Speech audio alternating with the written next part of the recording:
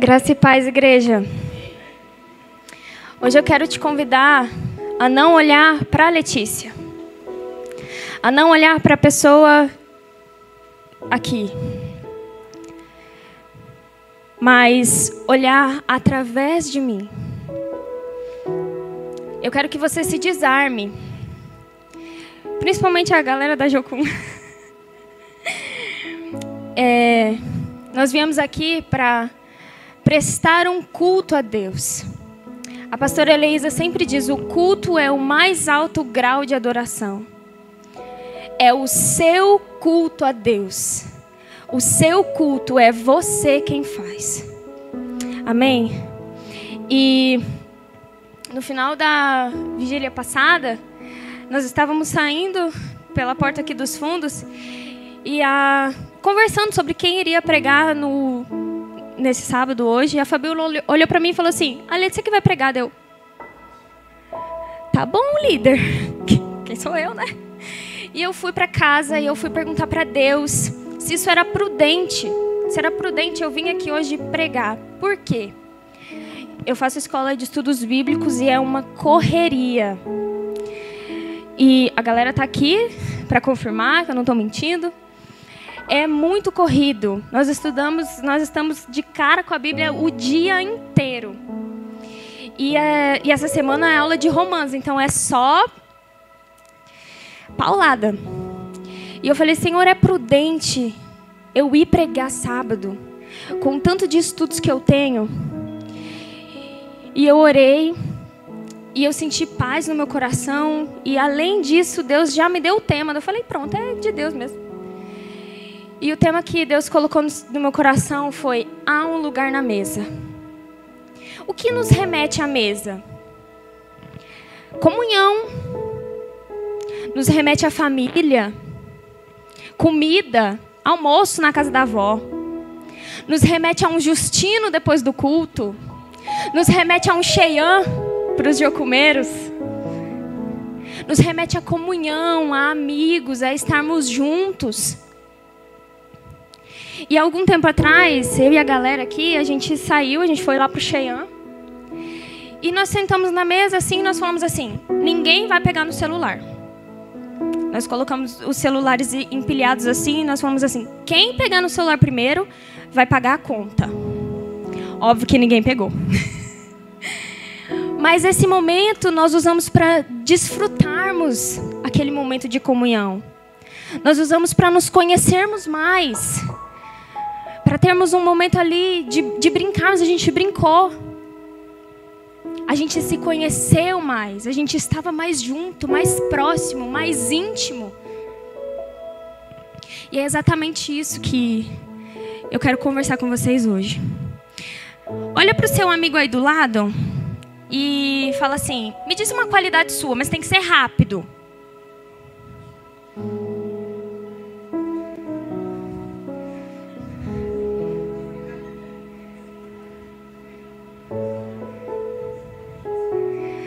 Agora você vai perguntar um defeito.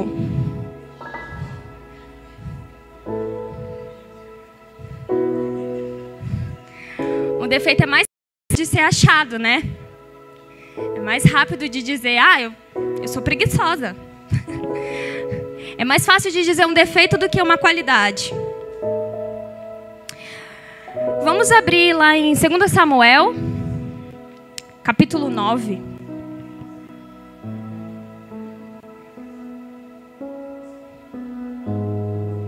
2 Samuel, capítulo 9. Quem achou diz amém, quem não achou espera aí.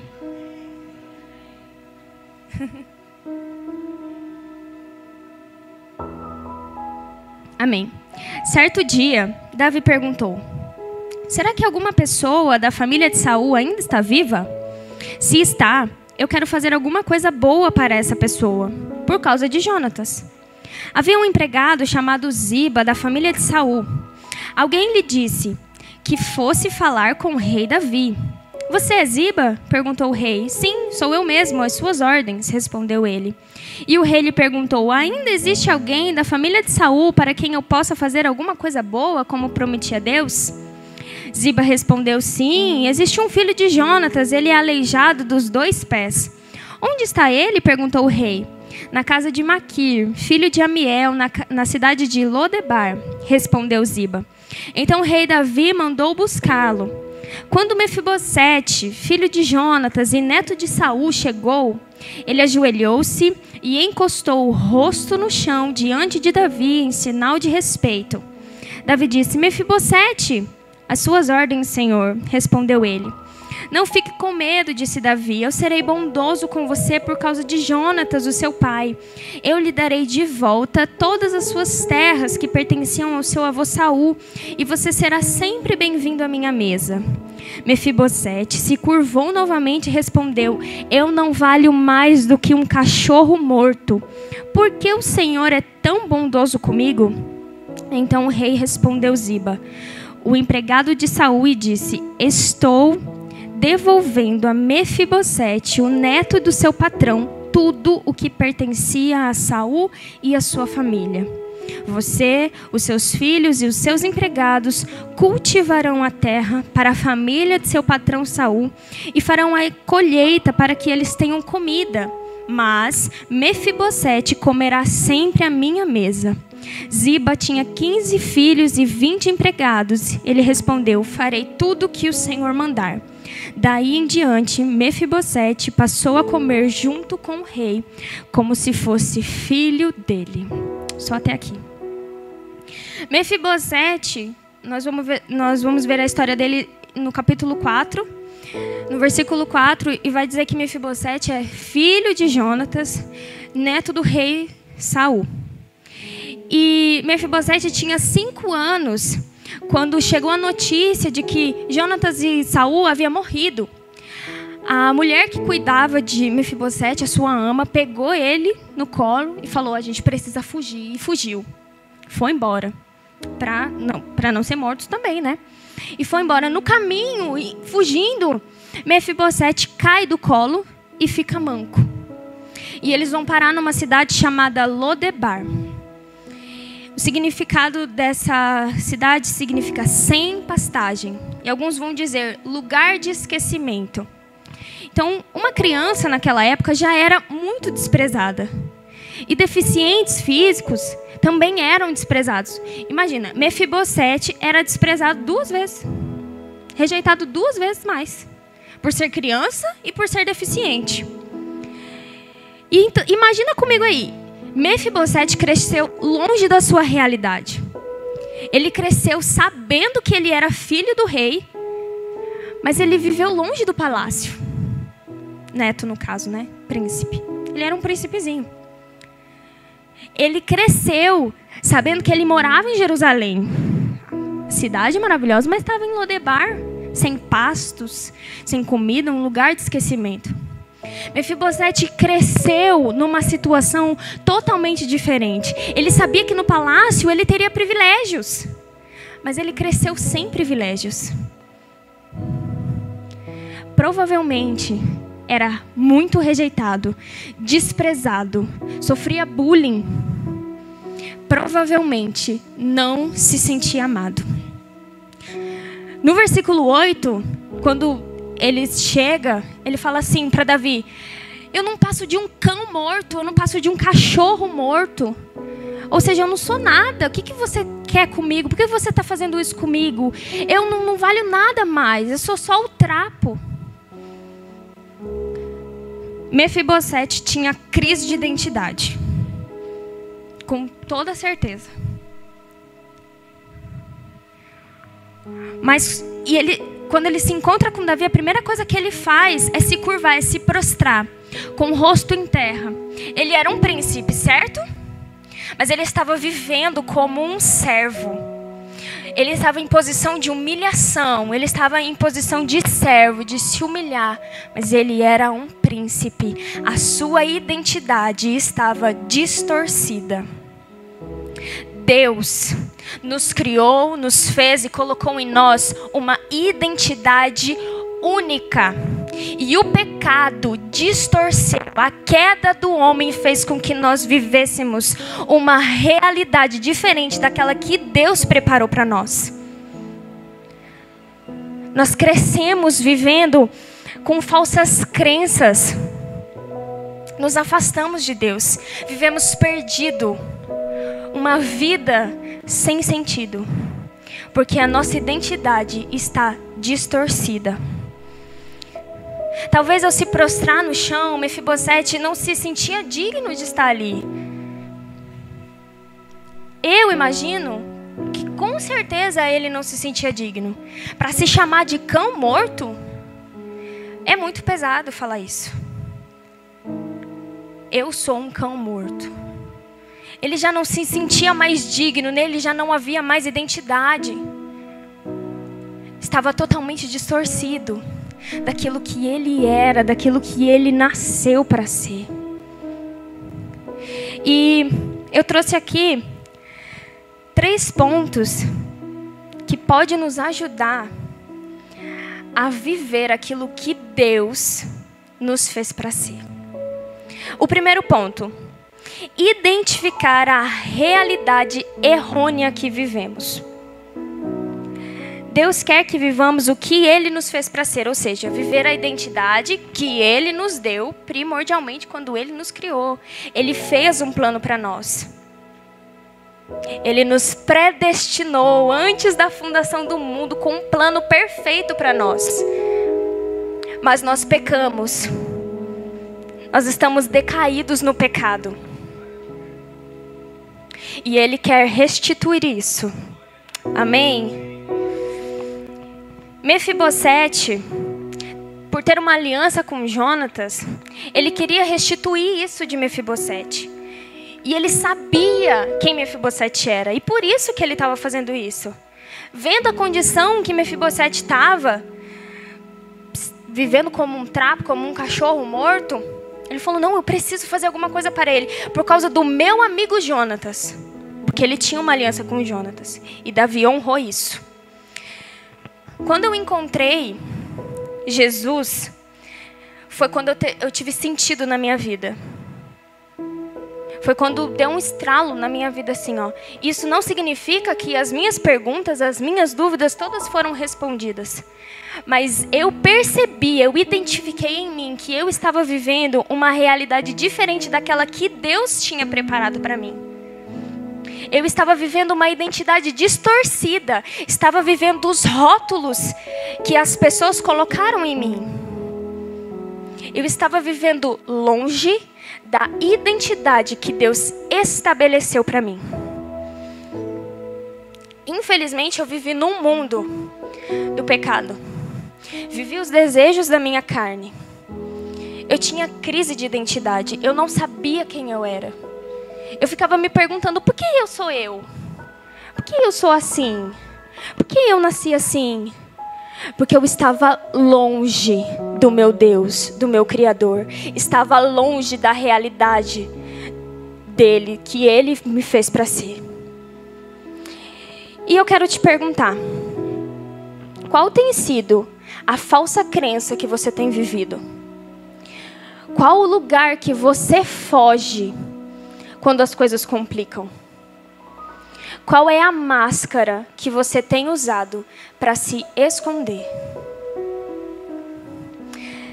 Nós nos escondemos atrás de semblantes bonitos para agradar pessoas. E o tempo vai passando e a gente vai vivendo essa realidade e nós esquecemos que nós estamos escondendo. Isso já faz parte de nós. Essa máscara que a gente usa passa a ser nós. Porque a gente já está tão acostumado a fingir ser alguém para agradar outras pessoas, para se sentir aceito, que nós usamos máscaras para nos esconder. Porque a nossa identidade está distorcida. E como eu faço para identificar essa identidade distorcida? Deus nos criou a sua imagem e semelhança. Se o que você vive e o que você faz não condiz com a imagem e semelhança de Deus, você está vivendo uma realidade distorcida, uma identidade distorcida. E nós devemos buscar vivermos a imagem e semelhança de Deus, porque foi essa identidade que Ele nos deu. Amém? Segundo ponto. Reconhecer que a sua identidade está em Deus.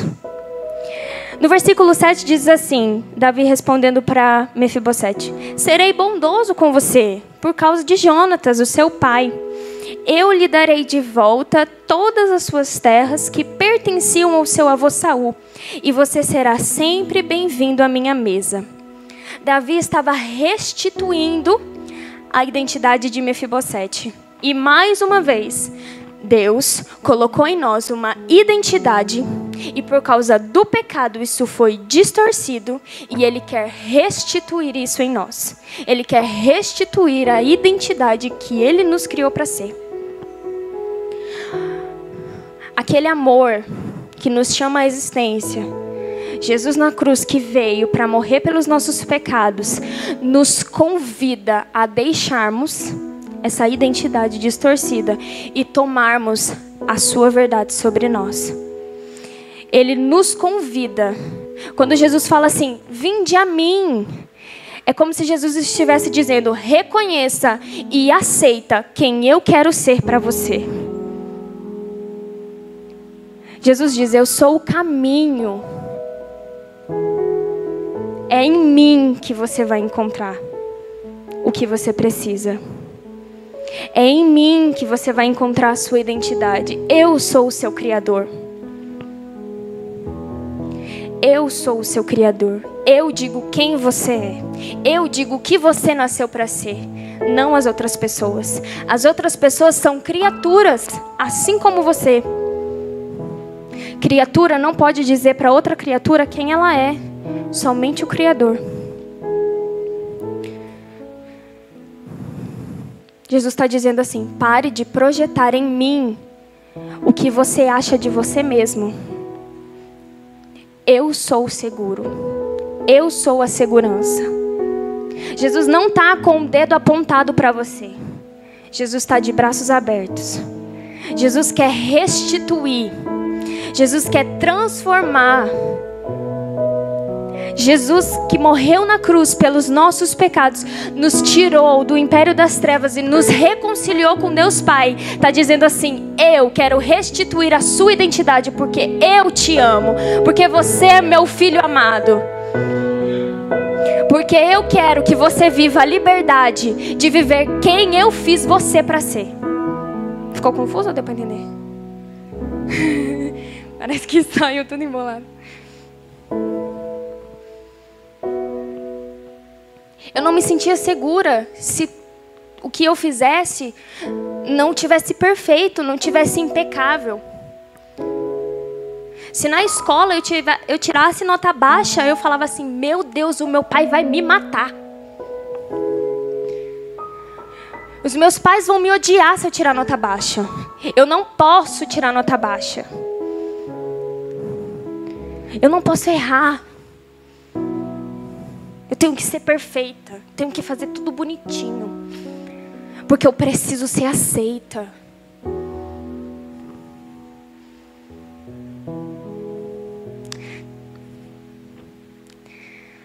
Deus sabe que a gente é pecador. E Ele não espera que a gente seja perfeito.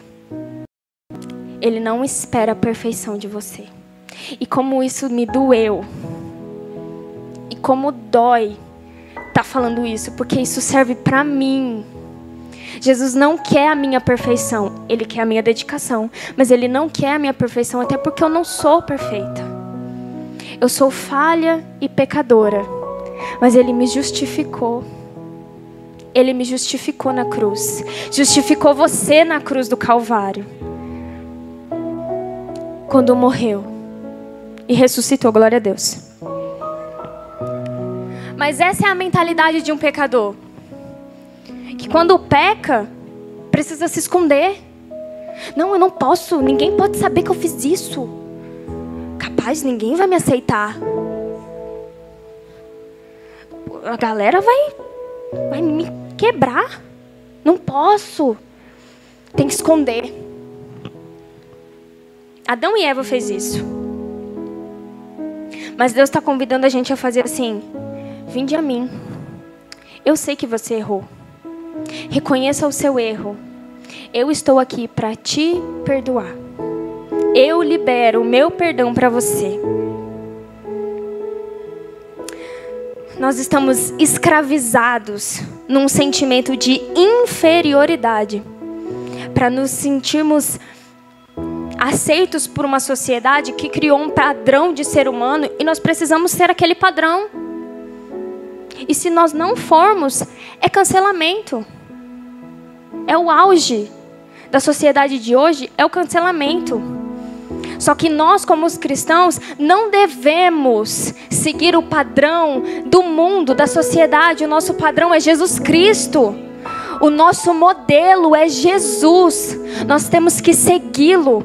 Só que mesmo sabendo a condição de filho, de cristãos que nós somos, nós estamos presos a esse sentimento de inferioridade, acumulado, presos e sufocados por uma sensação de inutilidade. E eu fazia sempre essa oração para Deus. Deus, quão inútil eu sou. Eu quero ser útil. Eu quero fazer. Eu sou ativista. Se eu não estiver fazendo nada, eu sou inútil. Como Mefibosete, eu sou um cão morto. Eu preciso fazer alguma coisa. Eu quero ser útil para você. Eu quero ser útil na sua obra. Eu quero fazer. Por quê? Se eu fizer, você aceita. Porque se eu não fizer, eu sou preguiçosa. Eu precisava fazer. E sabe o que Deus falou para mim? Descansa. Desfruta. Eu que faço por você e através de você. Não é os seus esforços. Não é pelos seus esforços. Sou eu através da sua vida. Sou eu fazendo. E uma coisa que nós temos que aprender é que nós não podemos barganhar com Deus. A gente nem pode. A gente nem consegue barganhar com Deus. Fazer algo buscando algo em troca. Nós não podemos. Os nossos esforços não compram Deus. Não é porque você vai fazer que Ele vai achar, oh, que bonitinho, tá bom, vou te dar. Deus sabe que você é capaz. Ele te fez. Ele te conhece. Ele sabe a capacidade que você tem. Foi Ele que te deu. Você não precisa estar se matando para fazer alguma coisa para Deus. Deus está vendo. Deus te conhece. Deus sabe.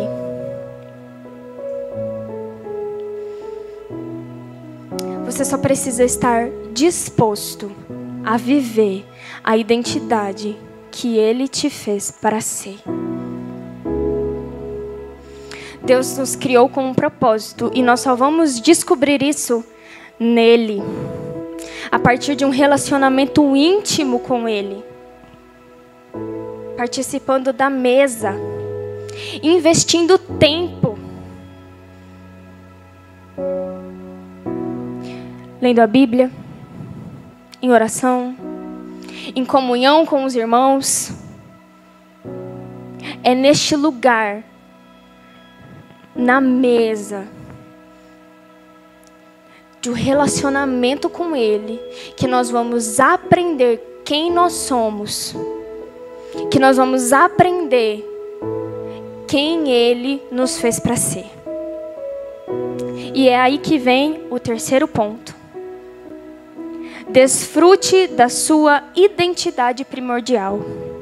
No versículo 11, diz assim: comeu, pois, Mefibosete à mesa de Davi, como um dos filhos do rei. Espera aí que secou a boca. Que mesa é essa? Comunhão, lugar de relacionamento com Deus, lugar de restauração. Porque foi onde Mefibosete foi restituído. Vocês estão comigo? Foi na mesa que Mefibosete foi restituído a sua identidade. Ele era um príncipe, não estava vivendo como, mas ele era. E ali na mesa com Davi foi restituído a identidade de Mefibosete. Ali ele estava sendo quem ele nasceu para ser. Quem é filho do rei? Quem é filho de Deus? E se você é filho, você precisa viver como filho. Viva como um filho. Seja filho. Filho, quando erra, deixa de ser filho? Mãe? Não deixa de ser filho. Nós somos filhos de Deus. Ele não está com o dedo apontado. Ele está com uma mesa, com um banquete preparado e dizendo: há um lugar na mesa para você. Se relaciona comigo. Venha ter um momento de intimidade comigo. Me deixe te apresentar quem você é. Você não é essa pessoa que você está vivendo. Esse rótulo que colocaram em você não é você.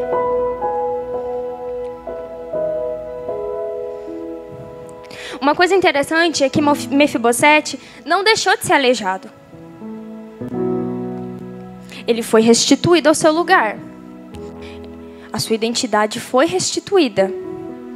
Porque antes de ser aleijado, ele era neto do rei.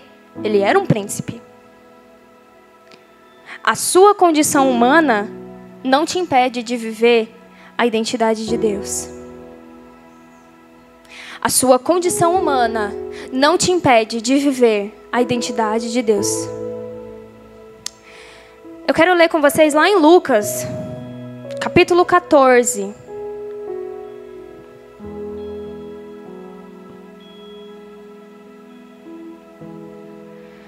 Amém. Um dos que estavam à mesa ouviu isso e disse para Jesus: felizes os que irão sentar-se à mesa no reino de Deus.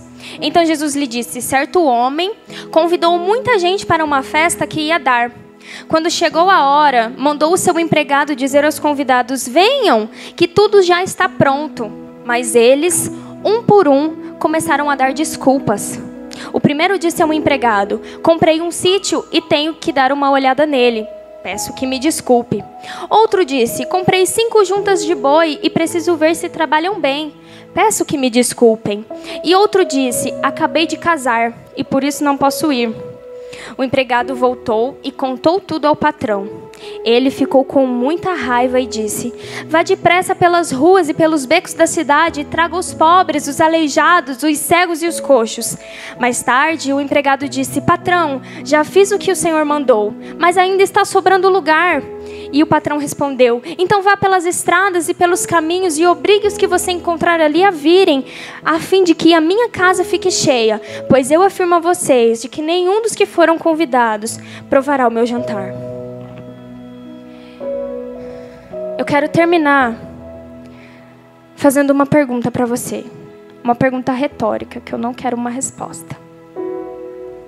Qual desculpa você tem dado a Deus? Perdemos as esperanças de que Deus vai fazer alguma coisa. Nós viemos para o culto porque isso já faz parte de uma rotina robotizada. Nós não temos mais prazer de vir à casa de Deus. O culto é você que faz. Você adora Deus? Você crê em Deus? Você crê que Ele é um Deus poderoso, Criador dos céus e da terra? Então adore a Ele. Preste o seu culto a Ele.